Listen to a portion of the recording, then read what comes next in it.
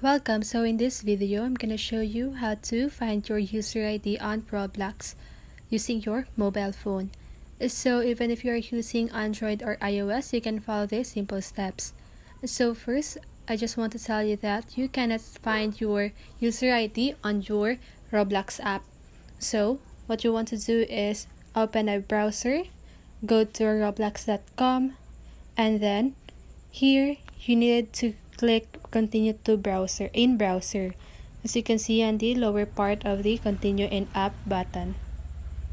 And then here you need to log in your account and then click on the three little lines on the upper left side of your screen and then click profile.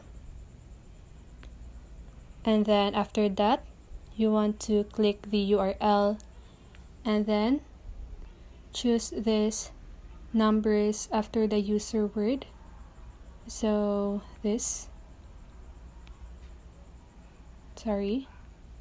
then click copy, and that's it. That is your user ID on Roblox.